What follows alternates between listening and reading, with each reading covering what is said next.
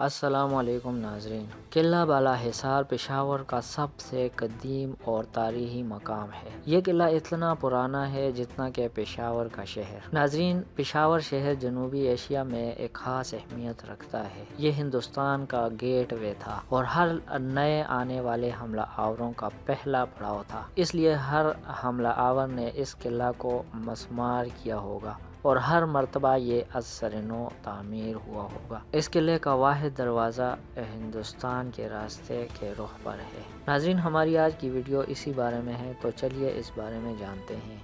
ناظرین، اگر آپ کو ہماری ویڈیوز پسند ہیں تو آپ ہماری حوصلہ افزائی کے لیے ہمارے چینل کو سبسکرائب کریں اور مزید اچھی ویڈیوز کے لیے گھنٹی کے بٹن کو دبائیں۔ قلعہ بالا حصار 15.25 ایکڑ رقبہ پر محیط ہے۔ اس کا اندرونی رقبہ 10 ایکڑ بنتا ہے۔ اس قلعے کی زمین سے مجموعی بلندی 92 فٹ ہے۔ اس کی دیواریں پختہ سرخ اینٹوں سے تعمیر کی گئی ہیں۔ قلعے کی اندرونی دیوار کی بلندی 50 فٹ ہے۔ ایک پختہ سڑک بل کھاتی ہوئی قلعے کے اندر تک جاتی ہے۔ قلعے کے احاطے میں 2 مزارات ہیں۔ ان میں سفید گنبد والا مزار حافظ مستان شاہ کا ہے، جو قلعے کی اندرونی دیوار کے جنوب مشرقی کونے میں واقع ہے۔ مزار کے قریب ہی 120 فٹ گہرا ایک پرانا کنواں بھی موجود ہے۔ دوسری زیارت قلعے کے شمال مغربی کونے میں سید پیر شاہ بخاری کی ہے۔ ان مزارات پر جمعرات کو زائرین کثرت سے آتے ہیں۔ ابتدا میں شاہی رہائش گاہ قلعے کے زیریں حصے میں تھی، لیکن وقت گزرنے کے ساتھ ساتھ قلعے کے چبوترے کو بلند کرنا شروع کیا گیا۔ نئی تعمیر پرانی تعمیر کے اوپر شروع کی جاتی رہی۔ اس طرح قلعے کی بلندی میں اضافہ ہوتا چلا گیا۔ ان دنوں پشاور شہر دریائے باڑہ کی 2 شاخوں کے درمیان آباد تھا۔ اس دریا کا شمالی حصہ بالا حصار کی بنیادوں کو چھوتا ہوگا۔ سلطان محمود غزنوی نے 1001 عیسوی سے 1008 عیسوی تک پشاور کے ہندو راجاؤں جے پال اور انند پال کو شکست دی۔ ان راجاؤں کی فوجوں نے بھی بالا حصار سے پشاور شہر کا دفاع کیا ہوگا۔ اس وقت یہ شہر دریائے باڑہ کی وجہ سے محفوظ تھا۔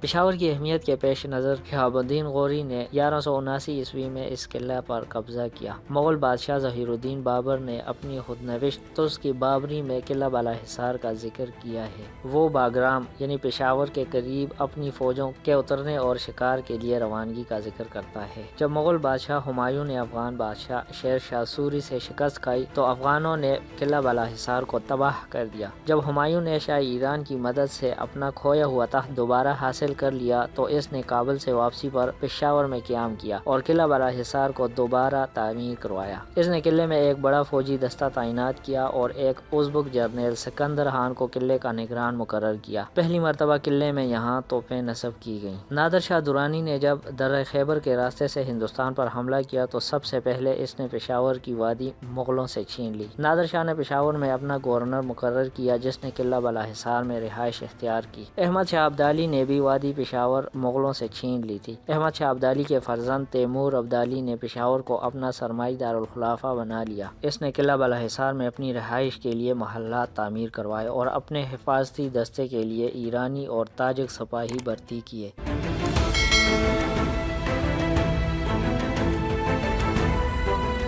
جب 1779 عیسوی میں ارباب فیض اللہ خان نے قلعہ بالا حصار پر یلغار کی تو اسی حفاظتی دستے نے تیمور شاہ کی حفاظت کی تھی۔ 1793 عیسوی میں تیمور شاہ کی وفات کے بعد شاہ زمان سریر آرائے سلطنت ہوئے۔ ان کے دور میں سکھ پنجاب پر قابض ہو گئے۔ 1834 عیسوی میں سکھوں نے پشاور پر قبضہ کر لیا۔ پہلے تو سکھوں نے قلعہ بالا حصار کی اینٹ سے اینٹ بجا دی، لیکن جلد ہی انہیں اپنی غلطی کا احساس ہوا۔ ہری سنگھ نلوا اور سردار کھڑک سنگھ نے اس قلعے کی اہمیت کے پیش نظر اسے دوبارہ تعمیر کرایا۔ سکھوں کے زوال کے بعد 1849 عیسوی میں پنجاب اور صوبہ خیبر پختونخوا پر انگریزوں نے قبضہ کر لیا۔ اس وقت قلعہ بالا حصار کی دیواریں کچی اینٹوں اور گارے سے اٹھائی گئی تھیں۔ انگریزوں نے ان دیواروں کو گرا کر پختہ اینٹوں سے قلعے کی دیواریں تعمیر کی اور قلعے کے اندر فوجیوں کے لیے بیرکیں بنائیں۔ اس وقت برطانوی گریجن قلعے کے اندر تھا۔ قیام پاکستان کے وقت برطانوی ہند کی فوج کا ایک دستہ قلعہ بالا حصار میں مقیم تھا۔ دسمبر 1948 عیسوی میں قلعہ بالا حصار میں فرنٹیئر کور کا ہیڈ کوارٹر قائم کیا گیا۔ پشاور کا قلعہ بالا حصار شیر شاہ سوری کی بنائی جرنیلی سڑک کے کنارے آج بھی سینہ تانے کھڑا ہے۔ ناظرین، اگر آپ کو ہماری ویڈیوز پسند ہیں تو آپ ہماری حوصلہ افزائی کے لیے ہمارے چینل کو سبسکرائب کریں اور مزید اچھی ویڈیوز کے لیے گھنٹی کے بٹن کو دبائیں۔ تو ہمیں دیجیے اجازت، دیکھتے رہیے ہمارا چینل اور جانیے دنیا کے بارے میں ہمارے ساتھ ساتھ۔ تو ملتے ہیں اگلی ویڈیو میں، تب تک کے لیے اللہ حافظ۔